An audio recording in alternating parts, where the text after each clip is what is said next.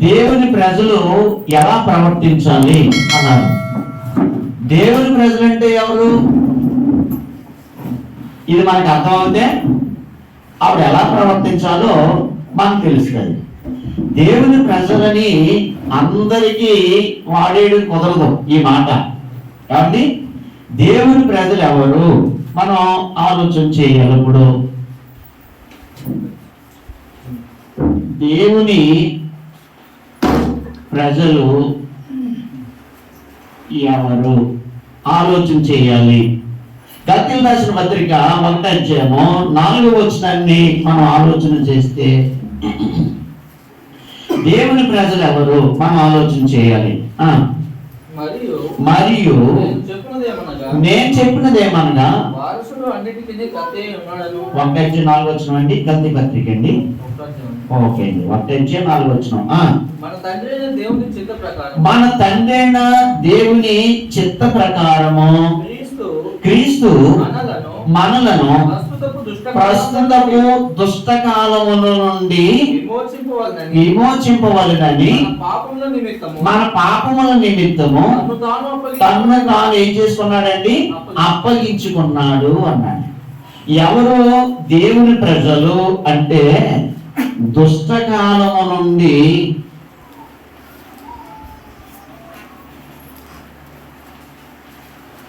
విడిపించబడిన వారు.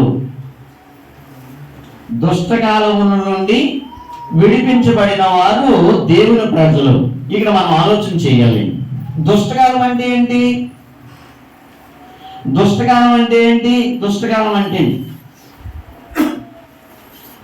దుష్టకాలం అంటే ఇక్కడ దుష్టకాలము నుండి విడిపించబడిన వాడే దేవుని ప్రజ, లేకపోతే దేవుని కుమారుడు, దేవునికి చెందినవాడు. దుష్టకాలం అంటే ఏంటి? దుష్టకాలం అంటే చెడు కాలం, దుష్టత్వము అంటే చెడుతనము అని అర్థం. ఇప్పుడు చెడుతనం అంటే ఏంటి? ఇప్పుడు సిగరెట్ ఉంది. సిగరెట్ తాగడం చెడ్డదా మంచిదా? అది నాకు చెప్పాలి. చెప్తేనే వాక్యం చెప్తే లేదా చెప్పను. డైరెక్ట్గా మీరు వద్దు. సిగరెట్ తాగడం మంచిదా చెడ్డదా? బాగా అర్థమవుతుందా? అర్థమవుతుంది కదా? ఓకే. చెడ్డదా మంచిదా? చెడ్డది, దుష్టకాలం. త్రాగుడు చెడ్డదా మంచిదా? సిగరెట్ కలిస్తే ఊపిరితిత్తులు అన్ని జల్లులాగా అయిపోయి పోతాడు పైకి. పోతాడండి, పోతాడు. తాగుడు మంచిదా చెడ్డదా? అది చెడ్డదేనా? సాయంత్రం 23 అధ్యాయం చదువుకొని ఇంటికి పోయి పాములో కాటేస్తుంది అంటున్నాడండి తాగుడు. అంటే తాగుడు తాగితే లివర్ పాడైపోద్ది, కిడ్నీలు పాడైపోతాయి, మొత్తానికి ఇక్కడ జెండా ఎడేస్తాడు. హాస్టల్ పర్మనెంట్ హాస్టల్కి వెళ్ళిపోతాడా? ఎవరా? చెడ్డదా మంచిదా? మాట్లాడలేదు నువ్వు. చెడ్డది, త్రాగుడే చెడ్డది. తర్వాత వ్యభిచారం చెడ్డదా మంచిదా? చెడ్డదండి, చెడ్డది. వ్యభిచారం చెడ్డది. బూతులు చెడ్డగా మంచివా? కానీ మనకి ఎలాగా ఉంటాయండి? అమ్మమ్మో మంచి అంత ఇష్టపడం, నవ్వుతూ మాట్లాడతాం. ఏంటి? బూతులు. ఈ నాలుగు నుండే దేవుడా యేసు ప్రభువా అంటామండి. ఈ నాలుగు నుండే ఏమంటామండి మళ్ళా? ఏమండి మీరేంటే చాలా సీరియస్గా వస్తున్నా? మీరే కృష్ణ గారు. ఇప్పుడు ఉప్పు నీరు నొయ్యి ఉందండి. ఈ నూతిలో నుంచి ఉప్పు నీళ్ళు తాగుతామా మంచి నీళ్ళు తాగుతామా?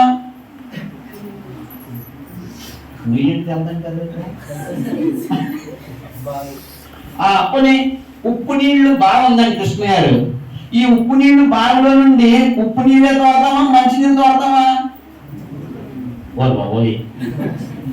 మంచి ఉప్పు నీళ్ళే వస్తాయి. అది ఉప్పు నీరు నుండి ఉప్పును బాబోయ్ ఉప్పు నీళ్ళు నూతులో నుండి ఉప్పు నీరే తోడదగిన మంచి నీళ్ళు తోడం. మంచినీళ్ళు నూతులో నుండి మంచినీళ్ళ తోడతాం. మరి దేవునికి సింహఫలము అర్పించవలసిన ఈ స్వరపేటుకలతో, ఈ నాలుగుతో దేవుని మాటలను ఉచ్చరించడానికి ఇచ్చిన ఈ నాలుగుతో ఈనాడు ఈ మానవుడు బూతులాడుతున్నాడు, ఈ నాలుగుతోటే దేవుని స్తుతిస్తున్నాడు. ఇది జరగనప్పుడు ఇది ఎలా జరుగుద్ది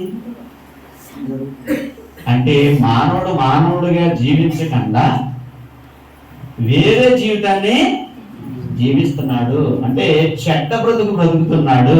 కాబట్టి బూతులు చెడ్డవా మంచివా? చెడ్డవి.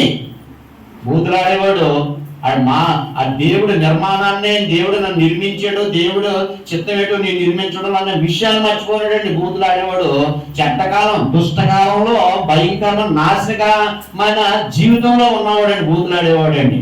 తర్వాత గొడవలు మంచివండి చెడ్డవా? చెడ్డవని ఎలా చెప్తున్నారు చెప్పండి. ఇప్పుడు ఈయన నేను గొడవడేసుకున్నామండి, మే జరుగుతుందా కీడు జరుగుతుందా? మాకు ఇద్దరికేనే ఈయన జరుగుతుందండి. అందులో ఎవరో కూడా అయినండి హీరోని చివరికి కూడా అయినా పట్టుకొని అంటానండి. కొట్టుకోవడం మంచిదేనండి, దేవుని స్వరూపాన్ని కొట్టడం మంచిదేనండి, దేవుని స్వరూపాన్ని తిట్టడం మంచిదేనండి, మంచిది కాదండి. దుష్టకాలము. ఇంకా చెప్పండి, ఇంకా మోసం మంచిదా చెడ్డదా? అన్యాయం చెడ్డది. ఇంకా అబద్ధం, మాట తప్పడం. ఇలాగా మనం ఎన్నో రాసుకొచ్చండి. దుష్టకాలము అన్నాడు. ఇలాగా ఇంకా మీకు తెలిసి చెప్పండి. ఇంకా ఈ పక్కన చేస్తాను. జారత్వం. ఇప్పుడు ఇక్కడ వ్యభిచారం రాశారు, ఇక్కడ జారత్వం రాశారు. దీనికి తేడా ఏంటి? తేడా ఏంటండి? ఇది వ్యభిచారం అన్నాను. జారత్వం అంటే వ్యభిచారం అంటే వివాహమైన స్త్రీతో కానీ వివాహమైన పురుషుడితో చేసేదాన్ని ఏమంటారండి? ఇది. మరి జారత్వం అంటే అండి, జాగ్రత్త అంటే వివాహం కాకముందు, అదే మన భాషలో లవ్ అంటారే, అది లవ్ ఏం కాదు. ఇది జాగ్రత్తం. తప్ప రైట్? అది మంచిగా చెడండి. అది నచ్చలేదు ఎవరికి ఇదే. తర్వాత ఇంకా చెప్పండి అండి. ద్వేషం చెడతాను. కపటం అంటే చాలా ఉన్నాయి. కపటం అంటే పైకి ఒకలాగా లోపల ఒకలాగా. అయ్యారెడ్డి వందనాలండి, అయ్యారెడ్డి అంటారండి మీ స్థానిక సువార్థికులు. ఆయన అలవేక అందరూ తెచ్చాడు అంటే అది యథార్థత. అంటే అది కపటం. అంటే అది కపటం. లోపల ఒకలాగా పైకి ఒకలాగా ప్రవర్తించడం అనేది కపటం. యథార్థత కాదండి, అది యథార్థత కాదండి. తర్వాత దూషణ మాటలు ఎదటోని దూషించడం. మంచిగా చెడేది చెడ్డదండి, చెడ్డది. నిందల వేయడం చెడ్డదా మంచిదండి అది. అంటే మన పాయింట్ ఏంటండి? దుష్టకాలం నుంచి విడిపించిన వారు దేవుని ప్రజలు అన్నాం. అది ఎగ్జామ్ ఇదేంటి దుష్టకాలం అంటే ఏంటో మనము చూస్తూ ఉన్నామండి. దుష్టకాలం అంటే దేవుణ్ణి ఎరగనతనం దుష్టకాలమే, క్రీస్తుకి దూరస్తులవడం దుష్టకాలమే, పిసినారితనం చెడుతనమే. అది అంటారండి. పిసినారితనం చెడుతనం కాదండి. రామపత్రిక 1:28 నుంచి 30 వరకు చదివితే 27 షడ్ లక్షణాలు ఒక లక్షణం ఉంటుంది. ఇది ఇంకా చెప్పండి, ఇంకా పూర్తి చేసేద్దాం అండి. కక్షలు. థ్యాంక్స్ అండి బెదరు. కక్షలు. ఇంకండి పక్షపాతం. స్వార్థం, స్వార్థం, దొంగతనం లాగే. థ్యాంక్స్ అండి బ్రదర్. దొంగతనం, దొంగతనం అంటే ఏంటి? దొంగతనం అంటే ఏంటి? దొంగతనం అంటే రాత్రి వెళ్ళి బ్యాంక్కి కన్వేషన్ అండి. థ్యాంక్స్ అండి బ్రదర్. లేకపోతే ఎవరైనా పనులకి వెళ్ళిపోయినప్పుడు వాళ్ళ ఇంట్లోకి వెళ్ళి ఏదో తెచ్చేయడం దొంగతనం అంటే. బ్రదర్, మీరు ఎవరైనా దేవుడి దగ్గర దొంగతనం చేసిన వాళ్ళు ఉన్నారండి? నేను ఒకప్పుడు దేవుడి దగ్గర దొంగతనం చేసి ఉన్నాను. నేను అది తర్వాత చెప్పాలని ఇప్పుడు చెప్పేస్తున్నానండి. అది ఇక్కడ ఈ వాడి దగ్గర చెప్తేనే నాడుతుందండి. ఇప్పుడు మనకి నేను దేవుడి దగ్గర దొంగగా వెలుగుతున్నానా, దొంగతనం చెడుతానమే అని లిస్టులోకి వెళ్ళిపోయినప్పుడు దేవుడి దగ్గర దొంగతనం చేసే వాళ్ళు ఎవరైనా ఉన్నారా? పోయి బాబోయ్, ఒకసారి వెళ్దాం. మలాకి గ్రంథం 3వ అధ్యాయము 8, 10 వచనాలు చదవండి ఒకసారి. నేను ఈ పాయింట్ దగ్గర అడుగుతున్నాను, త్వరగా తీయాలి. మలాకి గ్రంథం 3వ అధ్యాయము 8 నుండి. మానవుడు దేవుని యొద్ద దొంగిలుగా, అయ్యోయ్, మానవుడు దేవుని యొద్ద దొంగతనం చేయొచ్చా? అయితే మీరు నా యొద్ద మీరు దొంగతనం చేస్తున్నారు. దేవుడు ఏమంటున్నాడండి? ఇశ్రాయేలులారా, మీరు నా యొద్ద దొంగతనం చేస్తున్నారు. దేవుడి దగ్గర అంటండి ఇశ్రాయేలీలు దొంగతనం చేస్తున్నారంటండి. ఏంటి, దేవుడు ఎక్కడ ఉన్నాడండి? పరలోకంలో ఉన్నాడు. ఇశ్రాయేలీలు ఎక్కడ ఉన్నారండి? భూమి మీద ఉన్నారు. మరి దేవుడు ఏమంటున్నాడండి? నా ఎంత దొంగతనం చేస్తున్నారంటే ఇప్పుడు పరలోకానికి వెళ్ళి దేవుడు ఆస్తిని కొట్టుకొచ్చేస్తున్నారు ఇశ్రాయేలీలు. మరి ఏంటంట? చదువుతాము. దేని విషయంలో మేము నీ యొద్ద నీ యొద్ద దొంగతనం చేసాం. ఇక్కడ ఈ మనకి గ్రంథం ఎలా ఉంటదంటే ప్రశ్న జవాబు, ప్రశ్న జవాబు, ప్రశ్న సమాధానం కింద ఉంటదండి. అలా తిరుగుతుంటుంటదండి సైకిల్ చక్రం లాంటిది. అంటే దేవుడు ఏమన్నాడంటే, ఇశ్రాయేలులారా, మీరు నా యొద్ద దొంగతనం చేస్తున్నారు మీరు అని దేవుడు అంటే, వాళ్ళు ఏమంటున్నారంటే మేమెక్కడ దొంగతనం చేసాం అని తిరిగి దేవుడిని అడుగుతున్నారండి వాళ్ళు. దానికి సమాధానం మన దేవుడు చెప్తున్నాడు చూడండి. 10వ భాగమును ప్రతిష్ఠిత అర్పణను ఇయ్యక దొంగిలించారు. అంటే దేవుడికి రావలసిన భాగాన్ని, దేవుడికి ఇవ్వవలసిన భాగాన్ని ఇవ్వకపోతే ఆడెవడన్నాడు? దొంగ. దేవుడు నాకు ఇచ్చిన కూల్ఫంలో నుండి, దేవుడు నాకు ఇచ్చిన జీతంలో నుండి దేవుడికి నేను ఇవ్వవలసింది ఎంత అది పక్కన పెట్టేయాలండి. పక్కన పెట్టి ఆదివారం తెచ్చుకోవడానికి వేయాలండి. లేదా సువార్తికుడు ఇంటికి వస్తే ప్రార్థన చేసి పానికి వేయాలి. సువార్తికుడికి ఇంటికి వస్తే ప్రార్థన చేసి బెదరు పానుకుంచండి బెదరు అది యథార్థవంతుడు. అలాగే దేవుడికి ఇవ్వకుండాను ఏమే అడుక్కున్నాడు వచ్చాడు 10 రూపాయలు వేసుకో, 10 రూపాయలు వేసే గేట్ దగ్గర ఉన్నాడు అన్నట్టుగా ఇవాళ ఆదివారం కదా ఓ 5 రూపాయలు వేద్దాం, ఓ 10 రూపాయలు వేద్దాం. అది దేవుడికి ఇచ్చే పద్ధతి కాదండి. అది అడుక్కునేవాడికి వేసే పద్ధతి. అది దేవుడికి ఇచ్చిన దాంట్లో నుంచి దేవుడికి రావాల్సిన భాగాన్ని ఇవ్వకపోతే వాడు ఎవడన్నాడు? దొంగ. ఒక ఇంట్లో నుంచి ఏదో మనుషులు అడ్డుపోతే దొంగ అదండి, వీడు దొంగే. సరే, నేను ఇవ్వట్లేదు, ఇలాగా ఆరాధన బైబిల్ అట్టుకుని వచ్చేసాను. దేవుడు ఇక్కడ ఉన్నాడు ఆదివారం. ఏమంటాడు చెప్పండి? ఓ నా ప్రియ కుమారుడారా అంటాడా? రారా దొంగ రారా అంటాడా?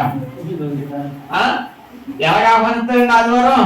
రారా దొంగ రా రా, ఎంతకాలం దొంగతనం చేస్తున్నారో రారా నువ్వు అంటాడండి.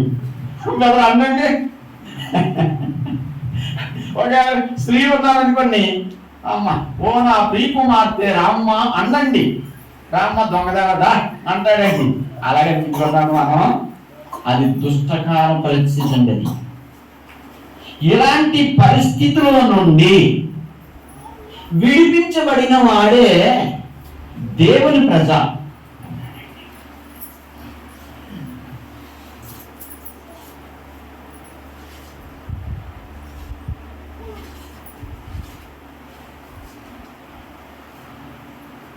ఇది క్రీస్తు అనుకుందాం. ఇప్పుడు ఈ దుష్టకాలంలో నుండి ఏం చేయాలంటే విడిపించబడాలి. ఈ దుష్టకాలం నుంచి ఏం చేయబడాలండి? విడిపించబడాలి. విడిపించబడాలి అంటే ఈ దుష్టకాలంలో ఉన్న ఈ వ్యక్తి దేవుని ప్రజ అవుతాడా? విడిపించబడకపోతే ఓ దొంగోడు దేవుడు కుమారుడు అవుతాడండి? ఓ వ్యభిచారి దేవుడు కుమారుడు అవుతాడండి? ఒక పక్షపాతుడు దేవుడు కుమారుడు అవుతాడండి? ఒక అబద్ధికుడు దేవుడు ప్రజ అవుతాడండి? అవుతాడండి? అవడు. అందుకని ఏం చేయబడాలి అంటే దేవుని ప్రజలంటే ఎవరు అంటే దుష్ట కాలంలో నుండి ఏం చేయబడాలండి? విడిపించబడాలి. ఎక్కడికి విడిపించబడాలి అంటే క్రీస్తులోనికి, అంటే క్రీస్తునందు విడిపించబడాలి. క్రీస్తునందు విడిపించబడాలి. అంటే క్రీస్తును ఈ దుష్టకాలంలో ఉన్న వ్యక్తి అంగీకరించాలి దేవుడి ప్రజ అవ్వాలంటే. నేను అది 2వ పాయింట్ రాయాలి. క్రీస్తును అంగీకరించిన వారు, క్రీస్తుని ఏం చేసిన వారండి? అంగీకరించిన వారు దేవుని ప్రజ అవుతారు. ఇక్కడ జాగ్రత్తగా మనం ఆలోచన చేయాలి. ఇక్కడ ఈ రెండాటికి ఒకటే సమాధానం ఇస్తాను. ఇప్పుడు ఇక్కడ నేను దుష్టకాలం నుంచి విడిపించబడ్డాం. యోహాను సువార్త 1:12 మనం చదివితే, జాగ్రత్త గుర్తుపెట్టుకోండి, తన్ను అంటే యేసుక్రీస్తును ఎందరు అంగీకరించిరో వారికి అందరికీ, అనగా తన నామమునందు, అంటే యేసుక్రీస్తు నామమునందు ఎవరైతే నమ్మిక ఉంచుతారో దేవుని పిల్లలవుటకు ఆయన అధికారము అనుగ్రహించిన. ఒక స్టాంప్ వేస్తాడు. ఒక గవర్నమెంట్ వారు ఒక స్టాంప్ వేసినట్టుగా నువ్వు దేవుని కుమారుడు, నువ్వు దేవుని ప్రజ, నేను స్టాంప్ వేస్తున్నాను అంటాడండి యేసు ప్రభువు వారు. ఎప్పుడంటే క్రీస్తుని అంగీకరించినప్పుడు. దుష్టకాలములో నుండి విడిపించిన వారు, క్రీస్తుని అంగీకరించిన వారు దేవుని ప్రజ అవుతారు. ఇక్కడ క్రీస్తుని అంగీకరించడం అంటే ఏంటి అంటే, ఈయన దేవుడు నా పాపాలకు ప్రాయశ్చిత్తంగా ఈ లోకానికి పంపించిన దేవుని కుమారుడు, నా రక్షకుడు, నా విమోచకుడు, నా ప్రభువు, నా రాజు అని నువ్వు అంగీకరించాలి. అంగీకరించాలి అంటే నువ్వు అంగీకరించావు అనే గుర్తుకి ఏంటి అంటే గలతీ పత్రిక 3:27 మనం చదివితే, క్రీస్తులోనికి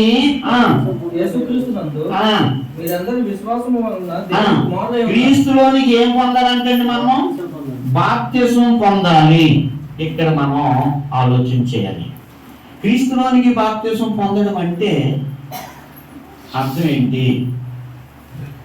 ఇప్పుడు మనం క్రీస్తులోనికి వెళితేనే దుష్టకాలం నుంచి విడిపించిన వారు అవుతాం. క్రీస్తులోనికి వెళితేనే క్రీస్తుని అంగీకరించిన వారము అవుతాం.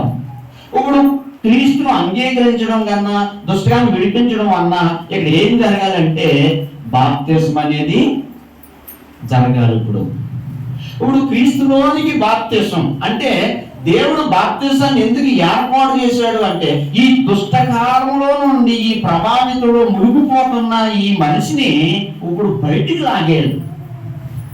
దేవుడు బయటికి లాగేయాలి, ఇంకో పరిధిలోకి వెళ్ళిపోవాలి. అప్పుడు ఏం చేశాడు అంటే బాప్తిస్మం ఏర్పాటు చేశాడు.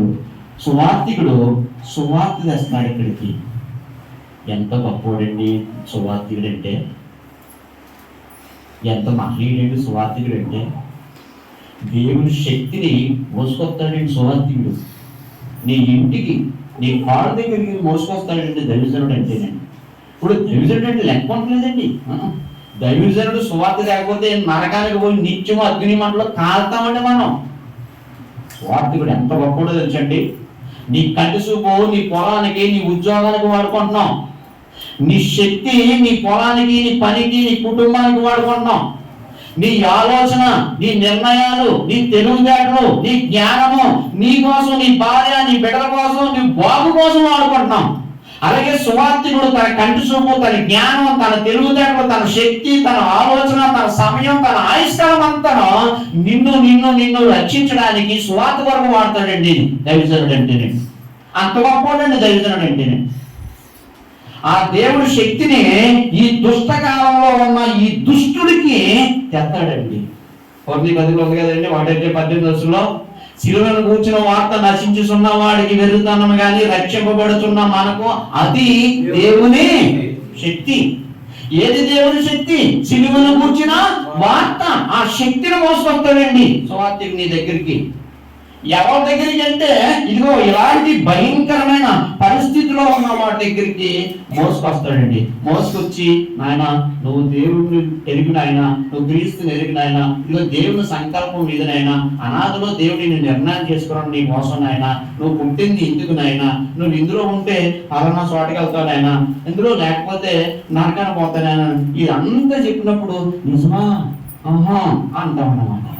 అప్పుడు బాప్తిస్మం దగ్గరికి రప్పిస్తాడున్నా. అప్పుడు ఏం చేస్తామంటే ఈ దుష్టాత్మాన్ని అంతటిని గ్రహించి బెల్లంగా ఈ క్రీస్తు దగ్గరికి వస్తాం అన్నమాట. అది ఇక్కడ చిన్న కండిషన్ ఉందండి. ఇక్కడ బాప్తిస్మం జరగాలండి. ఇది జరగకుండా ఈ క్రీస్తులోకి మేము వెళ్ళే అవకాశము లేదు. అయితే ఇక్కడ కొలసీ పత్రిక 1:18 కొలసీ పత్రిక 1:18 సంఘము అని శరీరమునకు ఆయనే శిరస్సు. ఇప్పుడు ఈయన ఎవరండి? ఈయన క్రీస్తు. క్రీస్తు అంటే శిరస్సు. ఇప్పుడు ఈ తలకాయ నాదనుకోండి, ఈ మొండం ఎవరిది ఉంటుంది? అమ్మా, ఈ తలకాయ నాదనుకోండి, ఈ మొండం ఎవరిది ఉంటుంది? మొండం మా ఆవిడ పెట్టుకోవచ్చా? అలాగే ఎవరైనా మార్చుకోవాలి అన్నారండి? యావే ఒక 10 సంవత్సరాల నుంచి నీ తల నీ మొండం మీద ఉంది కదా, ఈసారి నీ మొండం నాకి, నా మొండం నీకు ఇస్తానని కార్యక్రమాలు ఏమైనా ఉన్నాయండి? ఉన్నాయమ్మా సిస్టర్ గారు, ఉన్నాయా? అలా మార్చుకోగలమమ్మా? ఈ తలకాయ వేరు. ఇప్పుడు నేను ఉన్నానండి, నా భార్య మొండము నేను ఎట్టుకొని, నా మొండము నా భార్య ఎట్టుకుంటుందండి? జరుగుతుందండి. అలాగా తల తీసి మార్చుకోవచ్చండి? చెప్పండి అమ్మ బాబు, మార్చుకోవచ్చా? మార్చుకోవచ్చా? మార్చుకోలేము కదా. అంటే ఇప్పుడు ఈ తలకాయ క్రీస్తు అయితే మరి మొండం ఎవరు? క్రీస్తే. జాగ్రత్త గుర్తుపెట్టుకోవాలి. అంటే దేవుడి ప్రజ ఎవరు మనం చూడాలి. ఇది అవ్వకుండా దేవుని ప్రజలు అంటే అన్ని సంఘం ఉన్న వాళ్ళు కూడా దేవుని ప్రజలు అనుకుంటారు, అన్ని సంఘం ఉన్న వాళ్ళు కూడా దేవుని ప్రజలు అనుకుంటారు. ఇది ఎడాలప్పుడు మనకి ఈ 3 ఎప్పాలప్పుడు మనం ఇప్పుతేనే అర్థమవుతుంది. ఇప్పుడు ప్రకటన 6:1 మొదలు ఇప్పుతుంటే ఒకటి బయటకు వచ్చినట్టుగా ఇది ఇప్పాలి ఇప్పుడు మనం. ఓకే, ఇప్పుడు ఎబిసి పత్రిక 1:23 చదవండి. ఎబిసి పత్రిక ఆ సంఘము అంటే ఇప్పుడు శిరస్సు క్రీస్తు అయితే శరీరము అంటే ఆ సంఘము ఆయన శరీరము అన్నాడండి. ఓకేనండి. అంటే ఇప్పుడు క్షమించండి అన్న, ఇది ఇక్కడ రాయాలి, ఇదేమో ఇక్కడ రాయాలి. ఈ రెండు ఏమేమి చెప్పండి. ఇప్పుడు ఏమైందండి అందరూ? క్రీస్తు నేను ఎట్టానండి. అది మీరు ఎవరన్నా ఎట్టారండి? ఇది ఎవరెట్టారు చెప్పండి. అది దేవుడు ఎట్టాడు. లేఖనాలు ఎట్టాయండి పేర్లు. క్రీస్తు సంఘం నేను ఎట్టలేదండి. సంఘానికి శిరస్సు క్రీస్తు, మొండం క్రీస్తు అన్నాడండి. అప్పుడు ఈ బాప్తిసం పొందిన వాళ్ళు క్రీస్తులోనికి బాప్తిసం అన్నాడు కదా. ఈ బాప్తిసం ద్వారా ఈ దుష్టకాలంలో నుండి వచ్చిన వాడు బాప్తిసం పొందినప్పుడు క్రీస్తులోనికి వచ్చేసాడండి ఈ వ్యక్తి. వచ్చాడు కదండి. ఇలాగా ఎంతమందో వచ్చారండి క్రీస్తులోనికి. వీళ్ళందరూ మనుషులే క్రీస్తులోకి వచ్చారండి. ఇప్పుడు క్రీస్తుని ఎందరు అంగీకరించరో వారందరూ ఏమయ్యారండి? ఇప్పుడు వీళ్ళు దేవుని పిల్లలు అవ్వారు. అంటే దేవుని జనాంగం, దేవుని ప్రజలు అవ్వారండి.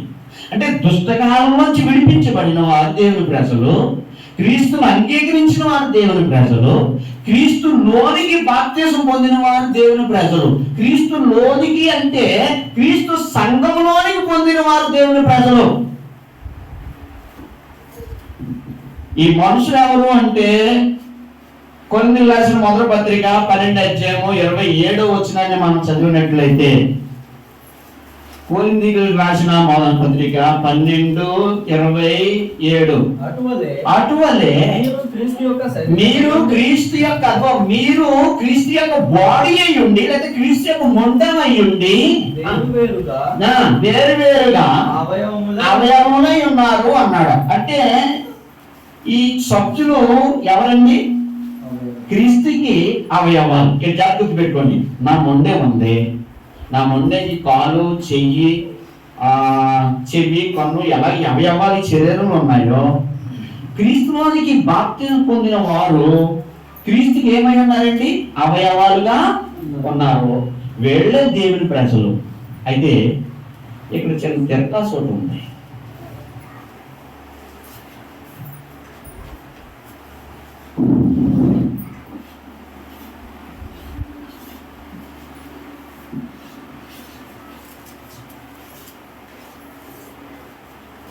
ఇప్పుడు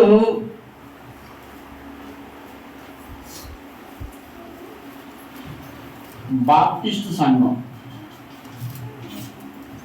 లేకపోతే రాజు సంఘం,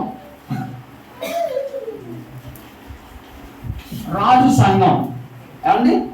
ఇప్పుడు ఈ శిరస్సు ఎవరండి? శిరస్సు రాజు. మరి తలకే రాజుది అయితే మొండం ఎవరు ఉంటుంది? రాజుగా ఉంటది. శరీరం సంఘం. ఇప్పుడు రాజు సంఘం అయిందండి, అయింది. ఇప్పుడు నేను పాపిని, చాలా ఘోర పాపిని, అంటే ఈ దుష్టత్వంలో ఉన్నాను.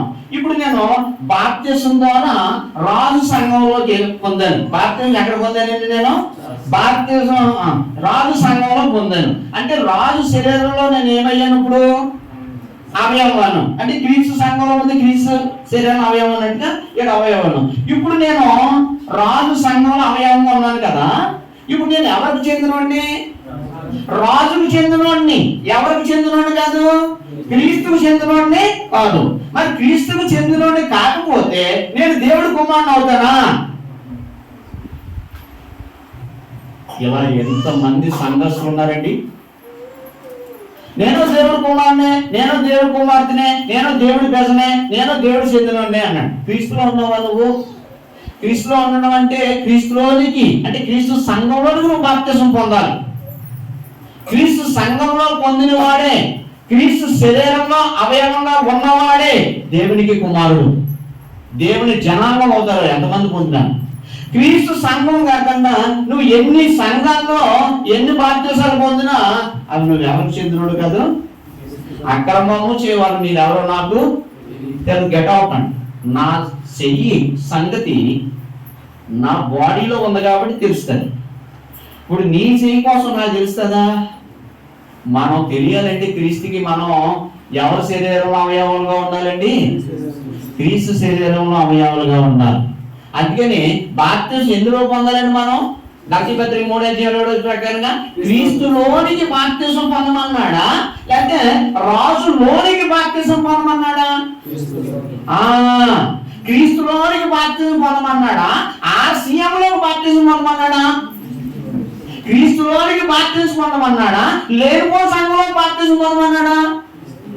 లేనిపో దాంట్లో పొందితే నువ్వు లేనిపోడుగానే ఉంటావు కాదంటారండి. కాబట్టి ఇక్కడ గుర్తించుకోవాలి, నేను దేవుడు కుమారుని అవ్వాలంటే, దేవుడు ప్రజ అవ్వాలంటే నాకు దేవుడు ఏర్పాటు చేసింది ఏంటి అసలు? ఓకే, క్రీస్తులోకి వచ్చేసాము. దేవుని ప్రజలు క్రీస్తునందు ఉన్నవారు ఎవరండి? యేసుక్రీస్తు ద్వారా దేవుని కుమారులు. ఇది దేవుని సంకల్పం. కుమారత్వం అనాదిలోనే దేవుడు ఏర్పాటు చేశాడు మనకి. ఎఫెసీ పత్రికలో 1:4-6 వచనాల్లో మనకుంది. ఎట్లనగా తన ప్రియుని యందు తన ఉచితముగా మనకు అనుగ్రహించిన తన కృపా మహిమకు కీర్తి కలిగినట్లు తన చిత్త ప్రకారమైన దయా సంకల్పం చొప్పున యేసు క్రీస్తు ద్వారా మనకి తనకు దేవునికి కుమారునిగా స్వీకరించుటకై మనలను ముందుగా నిర్ణయించుకొని మనము తన ఎదుట పరిశుద్ధులను నిర్దోషులనై ఉండవలెనని జగత్తు పునాది వేయబడక మునిపే ప్రేమ చేత క్రీస్తులో మనలను ఏర్పాటు చేసుకున్నాం. క్రీస్తు ద్వారా దేవునికి జనంగా అవుతారన్నమాట. ఎప్పుడైతే ఈ దుష్టకాలంలో నుంచి వినిపించబడ్డావో, ఎప్పుడైతే క్రీస్తును దేవుని కుమారుడు, నా రాజు, నా రక్షకుడు, నా విమోచకుడు అని నువ్వు అంగీకరించావో, ఎప్పుడైతే క్రీస్తులోనికి అంటే క్రీస్తు శరీరంలోనికి అంటే క్రీస్తు సంఘంలోనికి నువ్వు బాప్తిసం పొందావో, అప్పుడు నువ్వేమయ్యావు అంటే దేవుని ప్రజగా నువ్వు ముద్రింపబడ్డావు.